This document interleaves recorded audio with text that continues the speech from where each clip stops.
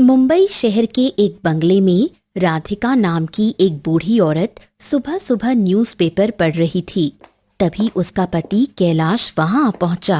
अरे राधिका, आज तुम्हें कॉलेज नहीं जाना है क्या? दरअसल राधिका कॉलेज की प्रिंसिपल थी।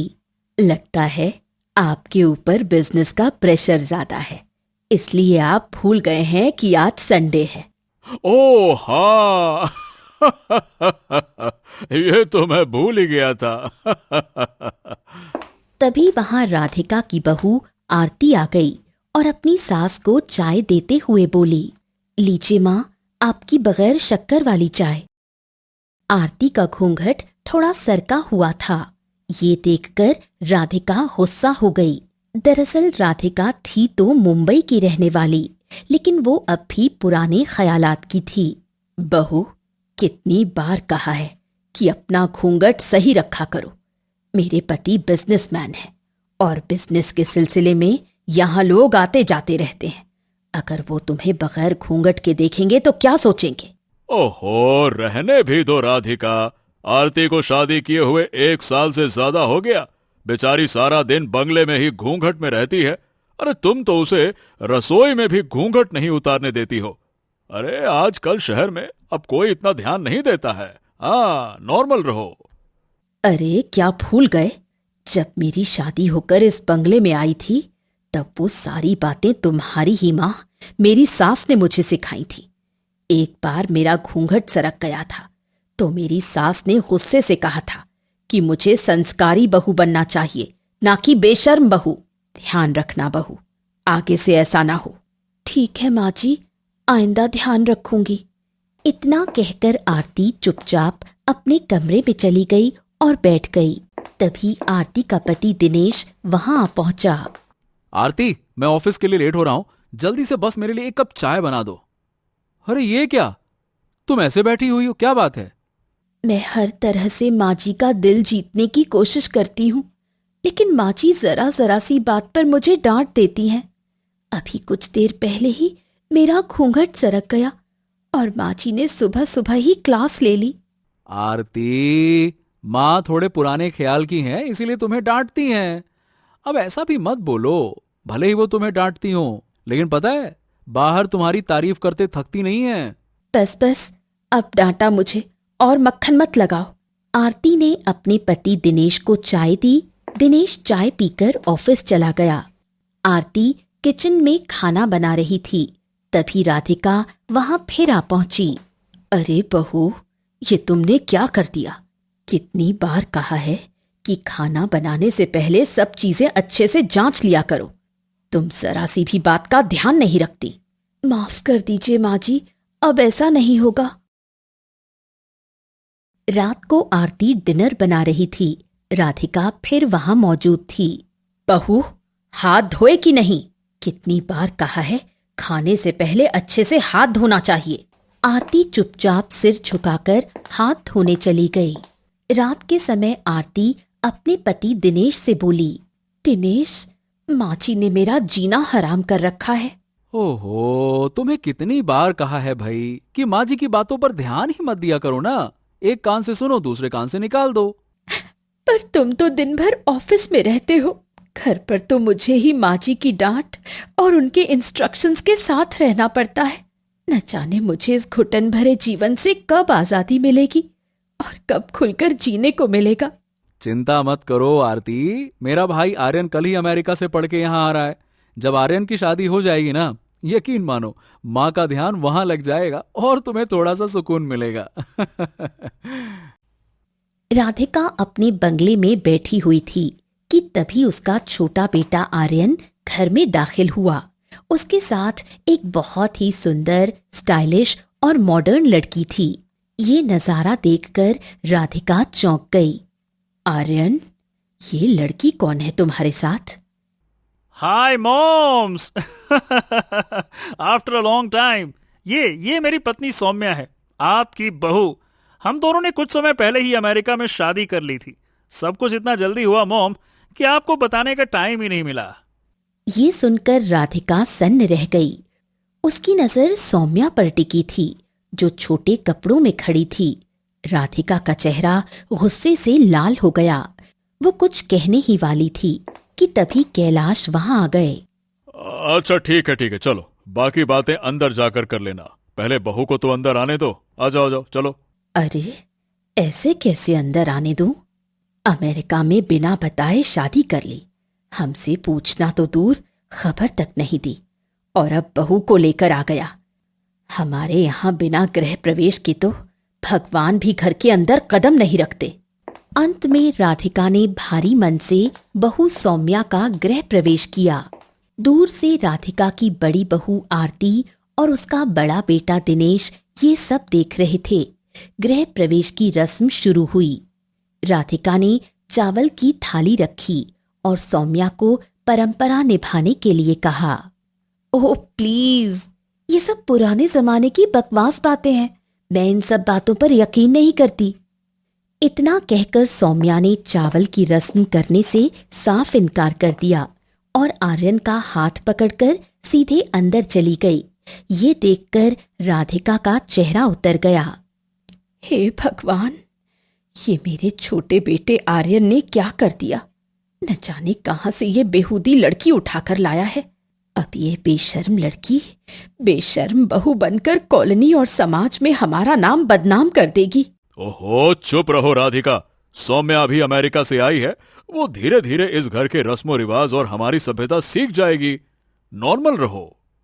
राधिका मन ही मन बहुत परेशान हो गई।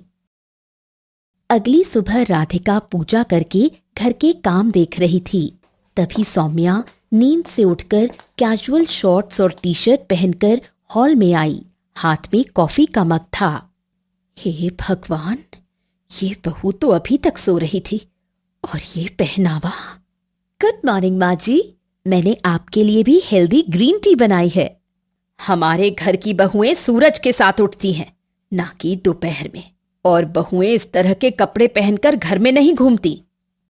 माँ जी, मैं देर तक इसलिए सोई और कपड़े आरामदायक होने चाहिए ना, बाकी तो सोच की बात है। राधिका ने गुस्से से मुंह फेर लिया। दोपहर को आरती सब्जी काट रही थी, सौम्या पास्ता बना रही थी। ये क्या बना रही हो? पास्ता माँ जी, हेल्दी ऑलिव ऑयल से। हमारे घर की बहुएं दाल रोटी सब्जी बनाती हैं, ये परदेसी खाना नहीं। खाना पेट भरने के लिए ही नहीं, हेल्दी होना भी जरूरी है। आरती चुप रही। राधिका चिढ़ गई। कुछ समय ऐसे ही बीत गया। एक दिन राधिका पड़ोस की औरतों से बातें कर रही थी। तभी सौम्या शॉर्ट्स पहनकर गेट से बाहर निकली। मोहल्ले की औरतें पहले चुप हुईं, फिर कानाफूसी करने लगीं।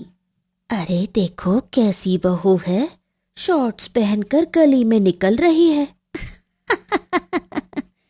हाँ हाँ, बिल्कुल बेशर्म बहू लगती है। राधिका जी के घर की बहू से तो उम्मीद नहीं थी। राधिका शर्म और गुस्से से भर गई। कुछ देर बाद राधिका गुस्से में बैठी थी। तभी आर्यन अंदर आया। आर्यन, ये कैसी बहू लाया है तू? मोहल्ले की औरतें मुझ पर ताने मार रही थी। तुम्हारी बीवी खुलेआम शॉर्ट्स पहनकर घूम रही थी। मॉम, कपड़े इंसान की इज्जत से नहीं, इंसान की सोच से छोटे बड़े होते हैं। तू अपनी माँ को समझा रहा है? मैं मोहल्ले और समाज को क्या जवाब दूंगी? मॉम, ये बताओ, ये समाज हमेशा औरतों को ही कसौटी पर क्यों कसता है? हैं? सौम्या बेशर्म नहीं है, बस वो अपनी जिंदगी अपने तरीके से जी रही है और यही तो उसका हक है। क्या गलत है इसमें? राधिका स्तब्ध रह गई। राधिका गुस्से में अपने कमरे में आ गई। हे भगवान, ये कैसी बेशर्म बहू आ गई है इस घर में। मेरी तो इज्जत ही मिट्टी में मिल गई। राधिका परेशान बैठी थी। तभी राधिका का पति कैलाश वहां आ पहुंचा। राधिका, आखिर तुम इतनी टेंशन में क्यों लग रही हो? अरे भाई, बच्चों को अपनी जिंदगी जी लेने दो ना। आर्यन को अपनी पत्नी के कपड़ों से कोई ऐतराज नहीं है, तो फिर तुम्हें क्यों है?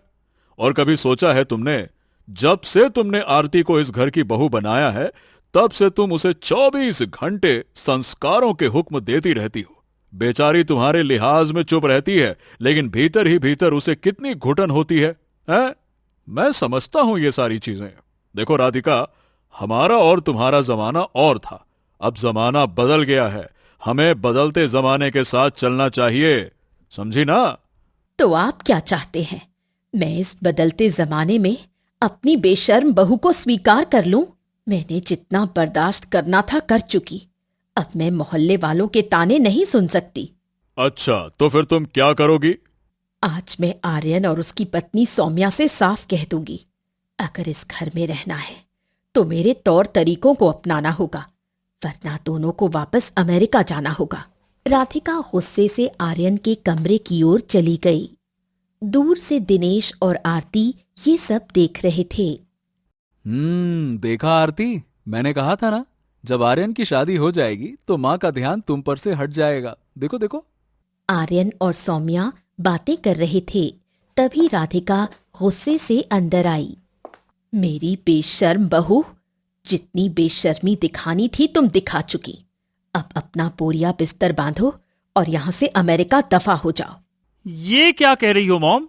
चुप कर आर्यन, अगर तू सही होता तो तेरी बहू की हिम्मत नहीं होती बेहुदे कपड़े पहनकर घर और कॉलोनी में घूमने की। माँ जी, मैं सिर्फ आरामदायक कपड़े पहनती हूँ, इसमें बुराई कहाँ है?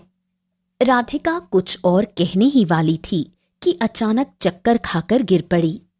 राधिका को बेहोशी की हालत में इमरजेंसी में ले जाया गया। कुछ देर बाद बाहर कैलाश, आर्यन, सौम्या, दिनेश और आरती खड़े थे। देखिए, आपकी पत्नी की हालत बहुत नाजुक है। उनकी एक किडनी पूरी तरह से डैमेज हो चुकी है। टेस्ट से पता चला है कि उनकी किडनी उनकी दोनों बहुओं से मैच हो रही है। अरे वाह, ये बहुत अच्छा हुआ आरती। आरती, तुम्हारी किडनी माँ से मैच हो रही है, अब तुम जल्दी से अपनी किडनी माँ को दे दो। नहीं दिनेश, मैं ये नहीं कर सकती। ये क्या कह रही हो तुम? क्या तुम नहीं चाहती कि माँ ठीक हो जाए? मैं चाहती हूँ, लेकिन अगर मेरे शरीर में सिर्फ एक किडनी रह गई तो आगे चलकर मुझे माँ बनने में समस्या आ सकती है, और फिर हमारे बच्चे भी होंगे। मैं ये रिस्क नहीं ले सकती। दिनेश चुप हो गया। तभी सौम्या आगे आई। कोई बात नहीं डॉक्टर, मेरी किडनी मैच हो रही है तो आप मेरी किडनी ले लीजिए। माँ जी का बचना सबसे जरूरी है। अगर भविष्य में मुझे माँ बनने में कोई समस्या आती है तो हम दोनों बच्चा गोद ले लेंगे। सभी स्तब्ध रह गए। कुछ दिन बाद राधिका स्वस्थ होकर घर लौट आई। पूरा परिवार इकट्ठा था। डॉक्टर ने मुझे यही बताया कि मेरी बहू ने मुझे अपनी एक किडनी दी है, और मुझे पूरा यकीन है कि वो बहू तुम हो आरती, क्योंकि तुम मेरी संस्कारी बहू हो, और सौम्या जैसी बेशर्म बहू से तो क्या उम्मीद की जा सकती है। बस राधिका, बस, बहुत हो गया। तुम्हें जिस बहू ने किडनी दी है वो आरती नहीं बल्कि तुम्हारी वही बेशरम बहू सौम्या है। आरती ने तो साफ साफ मना कर दिया, और सौम्या ने बिना डरे बिना सोचे तुम्हारी जान बचाने का फैसला किया। बकवास करती हो। राधिका चौंक गई। उसकी आंखों से आंसू बह निकले। मुझे माफ कर दो बहू, मैं तुम्हारे छोटे कपड़ों पर हमेशा ताने कसती रही। भूल गई कि असली सुंदरता इंसान के मन से देखी जाती है। ऐसा मत कहिए माँ जी, मैंने आपकी बातों का कभी बुरा नहीं माना। माँ जी, मुझे भी माफ कर दीजिए। मुझे पता है मेरे किडनी न देने से आपको बहुत दुख पहुंचा है। नहीं बहू, गलती मेरी थी। मैंने तुम्हें हमेशा खोखले संस्कारों में बांधे रखा। अगर तुम्हें अपनी बेटी की तरह मानती तो तुम अपनी जान देने में भी हिचकती नहीं। अरे भाई राधिका, मैंने तुमसे पहले ही कहा था, कपड़ों से नहीं इंसान के दिल से उसकी असलियत देखी जाती है, और सौम्या ने यह साबित कर दिया है। आखिरकार समय ने साबित कर दिया कि बेशर्मी कपड़ों में नहीं, सोच में होती है, और असली बहू वही है जो अपने दिल की सच्चाई से परिवार को जोड़ती है।